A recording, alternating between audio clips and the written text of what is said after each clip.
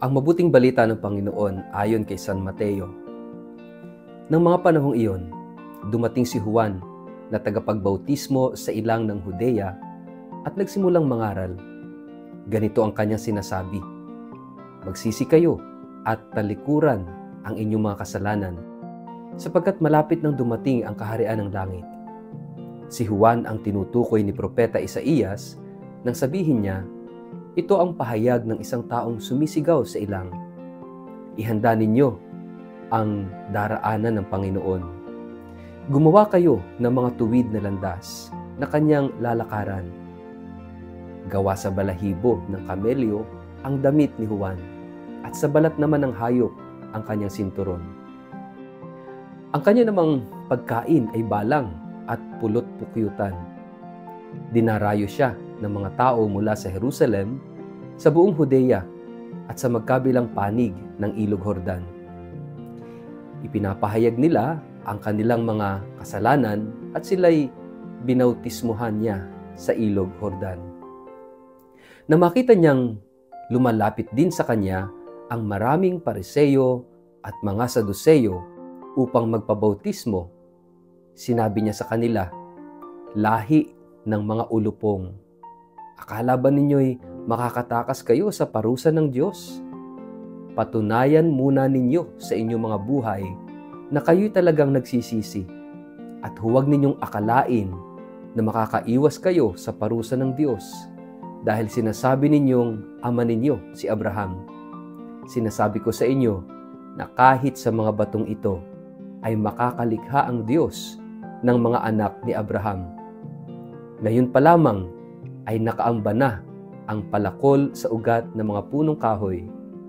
Ang bawat punong hindi mabuti ang bunga ay puputulin at itatapon sa apoy. Binautismuhan ko kayo sa tubig bilang patunay ng inyong pagsisisi at pagtalikod sa kasalanan. Ngunit ang darating na kasunod ko ay magbabautismo sa inyo sa Espiritu Santo at sa apoy. Higit siyang makapangyarihan kaysa sa akin, ni hindi man lamang ako karapat-dapat magdala ng kanyang sandalyas. Hawak na niya ang kanyang kalaykay upang alisin ang dayami. Titipunin niya sa kamalig ang trigo, ngunit ang ipa ay susunugin sa apoy na hindi mamamatay kailanman. Ang mabuting balita ng Panginoon. Word of the day, hear what God has to say. Mapagpalang araw po sa inyong lahat. Kumusta po kayo? Ang ating word of the day ay preparation. Ang salitang tumatago sa puso ng ating ebanghelyo ngayon ay paghahanda.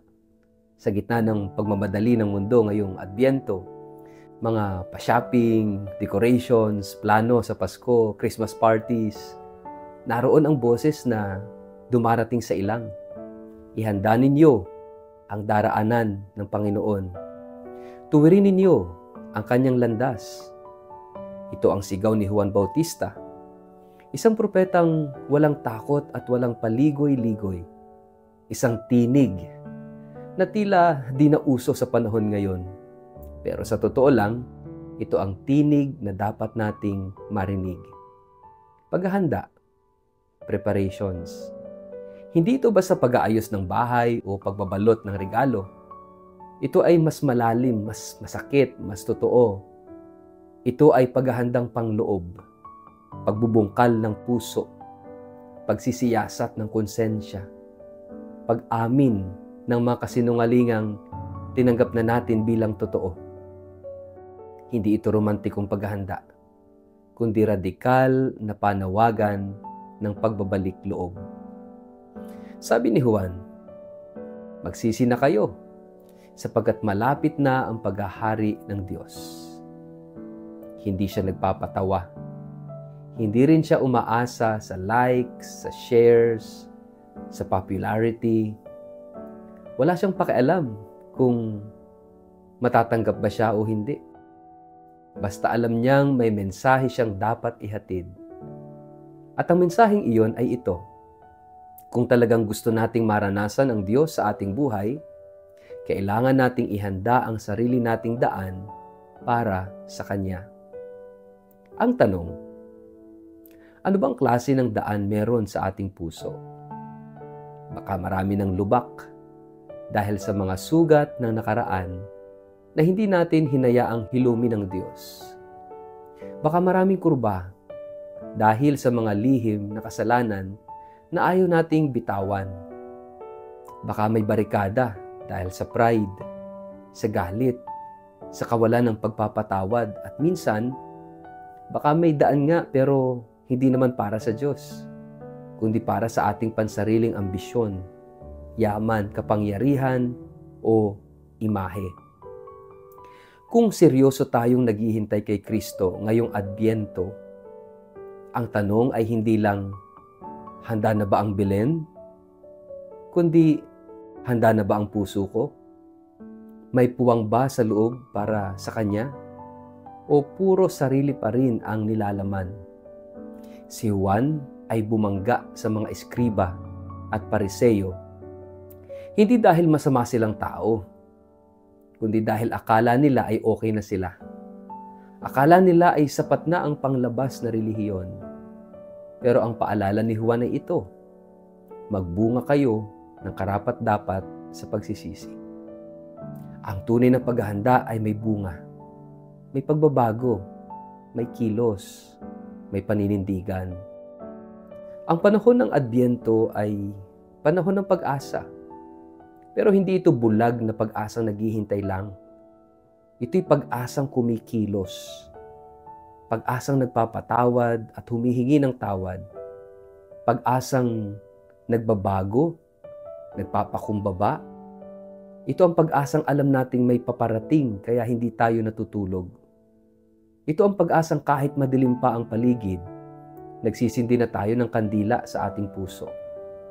Mga kapatid, sa araw-araw nating buhay, paano tayo naghahanda? Sa pamilya, may tensyon bang kailangang ayusin? Sa puso, may kasalanang kailangang harapin? Sa pananampalataya, may relasyon bang kailangang buhayin muli? Si Juan Bautista ay bumabangon ngayon sa ating konsensya at sinasabi, ngayon ang araw ng paghahanda, hindi bukas. Hindi kapag libre ka na, ngayon. Sapagkat ang Diyos ay hindi lang darating sa wakas ng panahon. Darating at dumarating siya ngayon. Sa bawat desisyon na ating pinipili. Kapag pinipili natin siya. Minsan iniisip natin, hindi pa ako handa, marami pa akong kailangang ayusin.